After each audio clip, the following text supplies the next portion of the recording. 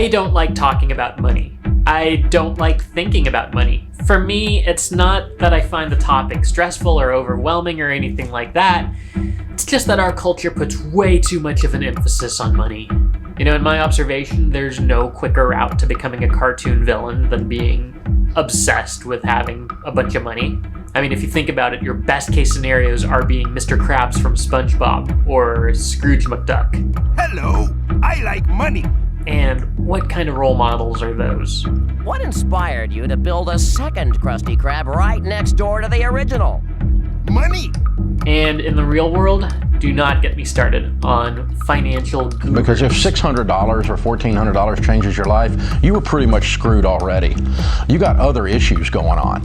Yeah, it's just that when you can't display some basic compassion for people who are financially struggling, I don't know if I really trust you to be able to really you have help a career them. problem, you have a debt problem, you have a relationship problem, you have a mental health problem, something else is going on. It seems like our cultural obsession with money is at the root of so many things gone wrong. We devastate other countries because this allows us to get our technology at better, lower prices.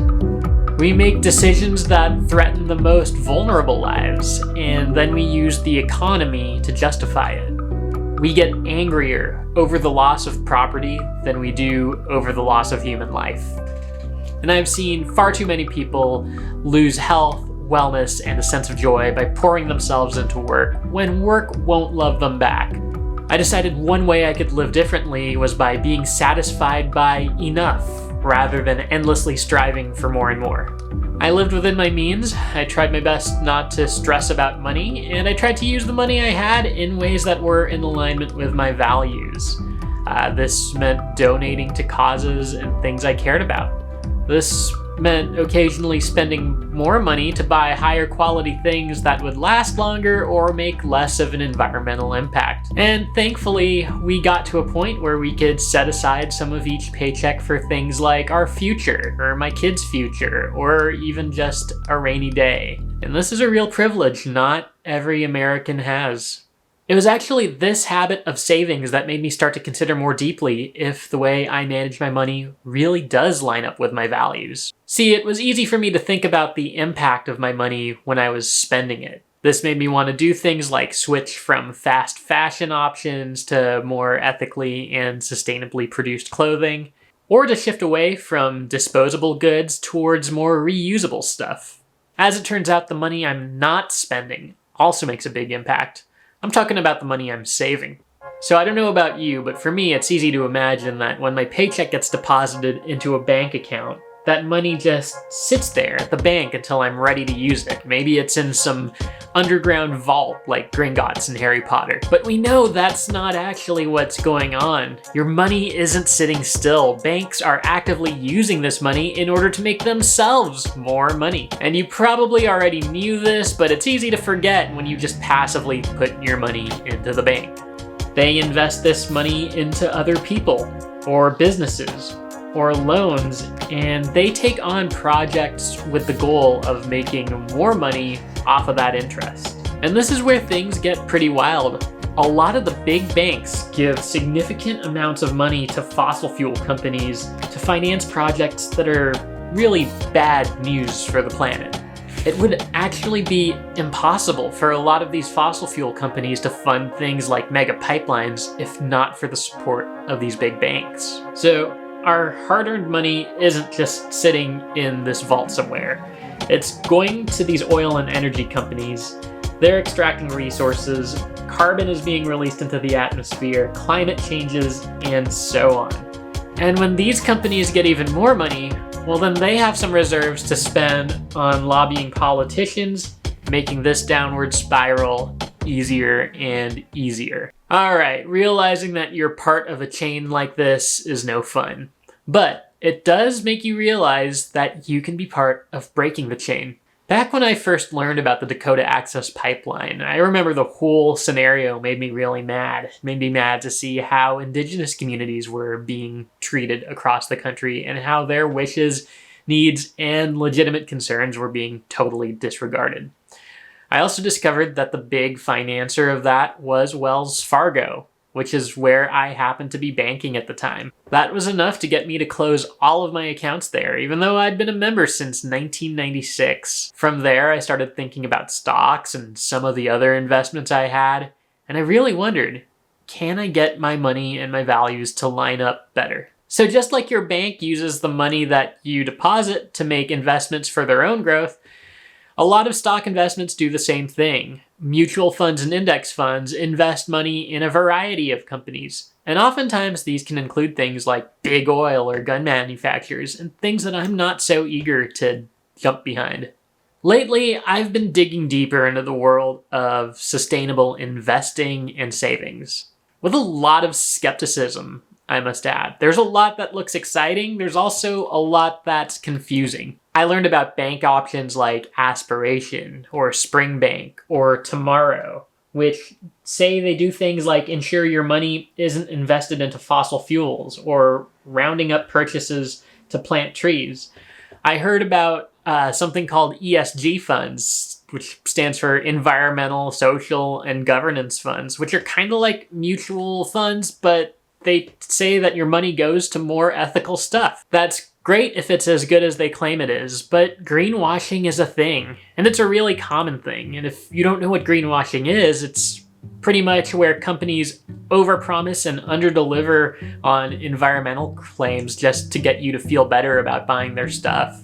I wondered, are these banks legit? Are these ESGs legit? And on top of that, are they good investments? Am I actually able to make any money here? Like I said, money isn't a thing I think about a whole lot. So I decided to run some of my questions by somebody who has a lot more knowledge on these sorts of things. Oh, are you gonna ask a question? Oh yeah. Okay, so I know I just explained why I'm not wild about financial gurus, but here's why Melin's a bit different. Okay, first of all, she's a friend. We met 10 years ago when we both studied abroad in the same program in Buenos Aires. Now, that's not really a reason to trust someone with financial advice per se. I know a lot of good friends who would probably give me not so great advice, but that does allow me to know her a bit better, and I know the values she brings to the table are much more closely aligned with mine than your typical financial gurus. For example, when I first reached out with some questions I had about the environment as it pertains to financial savvy, she explained that for her, being eco-conscious and financially smart go hand in hand. I mean, there's so many different ways of avoiding fast fashion, investing in ESG funds. There's so many different things that you can do with your money to not only grow it, but to save the environment. There's something about preserving your own money and seeing it grow, and also preserving our environment for generations to come, that just mesh together. I also appreciate that her goal isn't to just have people get as much money as possible. She understands that different people have different goals, and in its proper place, money can just help you live in better alignment with your values. So I asked Melin a few questions, and before we begin, I thought we should clarify that we are not financial advisor. I'm definitely not a financial professional, and you can probably clarify this best. I'm not a financial advisor. Please don't consider this personal finance advice. Please do your own research when considering your own investments. Yeah, we basically don't want to get sued. No, thank you. Okay, so one of the things I like is that you think about financial health and the health of the planet, sustainability, very much at the same time. They go hand in hand. And I think one of the things that first made me think about this, I kind of come from the opposite vantage point, but I first started thinking about this when I realized that banks often use the money you have saved in them for some shady things. And so what alternatives do people have to big banks if they don't want that happening with their money? A great alternative are credit unions. So credit unions are member-owned and typically not-for-profit. So this means that you'll get lower interest rates for credit cards or loans, personal credit advice, and higher interest rates on savings accounts. So it's great because you're supporting your local community, because credit unions are normally based in smaller communities. So in San Diego, for example, we have San Diego Credit Union, Mission Bay Fed. So those are, I'm not endorsing them, but there's just two credit unions based here in San Diego. I also get a ton of advertisements from banks like Aspiration or Spring Bank. I don't know if you're familiar with either, but these are basically like environmental banks. They put out the fact that they specialize in taking care of the planet. Do these seem legit based on what you know about them? That's a great question. It's good to always be a little bit skeptical when it comes to online banks. So normally online banks like Aspiration or, sorry, what was the second? Spring Bank. So Spring Break. You want to just do your own research. They're great alternatives to brick and mortar banks, but you just want to make sure that they are FDIC insured. So that means that they are federally backed in case of theft or any sort of bank failure, up to $250,000 per depositor per bank. So this means, let's say you have $500,000 in cash that you want to put into a bank. That means that you should put half of that, so $250,000, into different banks so that they're both insured by the FDIC. Okay, so one thing I've been learning about, especially when just trying to look up stuff about sustainable investing or ethical investing, are ESG funds. And these are mutual funds that promise to meet certain thresholds in terms of the environment, social concerns, and governance. I'm curious if these are legit or if this is greenwashing. That's a great question. And just to take a step back, let's talk about what mutual funds are. So mutual funds are investment strategies that allow you to pool your money with other investors to purchase a collection of stocks or bonds. That is called your portfolio, or the portfolio of the mutual fund. So you don't actually own the stocks or bonds, but you own shares of the fund itself. So ESG funds are mutual funds that are graded using the ESG principles. So that stands for environmental, social, and governance principles. These collection of companies are companies that are supposed to have a sustainable impact on the world. And unfortunately, in my opinion, I think there is some greenwashing, but the best thing you can do is ask yourself what's most important to you in an ESG fund, whether that's the social impact or the environmental one, or companies with a low carbon footprint. And you can look within the mutual fund as to what companies that mutual fund manager has picked to see if they're in line with your goals. I recommend that for any mutual fund, whether that's an ESG or not, just so that you make sure that you know exactly what you're putting your money into, because there's definitely companies that greenwash. Okay, so here's a question I have. Can these actually be good investments, or are you just kind of taking a financial hit because you want to do good in the world? You know, kind of like eating food that you know is healthier but doesn't taste as good. Or can you actually do well investing your money this way? You can absolutely do well. There's a great site called Morningstar, and they're great at tracking every single fund's performance, whether they're ESG or non. And you can absolutely make great returns, but also, you know, have a good impact on the world by putting your money into a place where they're concentrated on making the world a greener place versus maximizing your returns. Okay, so we've talked about banking habits and the stock market and investing. Beyond some of those things, what are a few other ways we can be intentional with our finances to help the planet?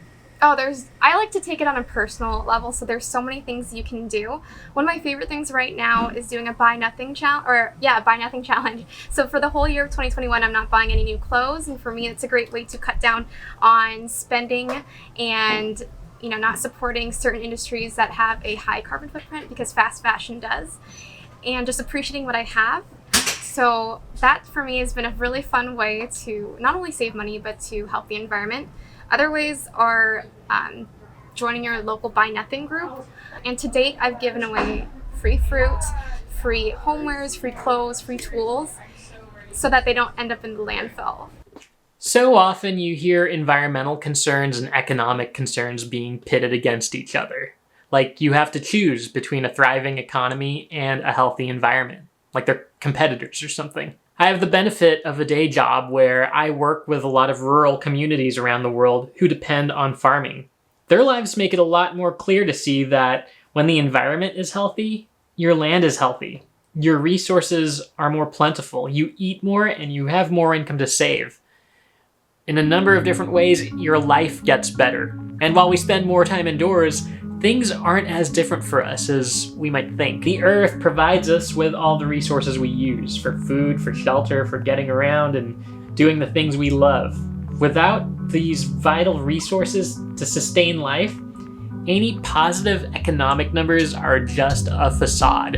At the same time, when we're in a good position economically, we have more options. We can make better choices. The things we buy, use, eat, and wear, these can all be better for the planet. Sustainability is a privilege, but it's a good privilege to have. You should follow Melinh on Instagram at moneywithmelinh. Okay, hang on, I misspoke here. It's Money and Melinh. All right, get that? Money and Melinh. Go ahead, look it up. She covers everything from different approaches you can take to budgeting, to how to run effective side hustles, to things you might not have known about investing. So one great thing Melinh does on her social media platforms is provide her followers with a 1-month checklist of simple things they can do to move closer towards their financial goals. I asked her if she would create a special sustainability edition of such a checklist. So one of the things you can do is join your local Buy Nothing group. These are groups where you gift or receive items for free, and sometimes you can even request items that you may need, and typically people will respond positively. So they're really great ways to avoid having items go into your trash. A great way to also support the environment and your wallet is buying secondhand, whether that's through your local thrift store or online via OfferUp or Facebook Marketplace. It's a great way to avoid buying new. Research ESG funds and make sure that's something that is within your financial and personal values. And the last thing you can do is do a Buy Nothing challenge like what I'm doing this year, whether that's buying no takeout for a week or buying no new clothes for a month. It's all about appreciating what you have and also keeping your wallet fat. Thanks for watching along. Be sure to give me the thumbs up, the like, the subscribe, all those good things. And don't forget to follow Melinh at moneywithmelinh. She's got great content there for you as well. If you've got any other ideas of how you've aligned your financial goals with your sustainability goals, I'd love to hear them. Drop them in the comments below.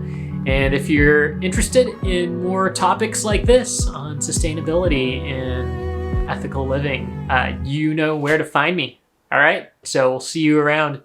Take care.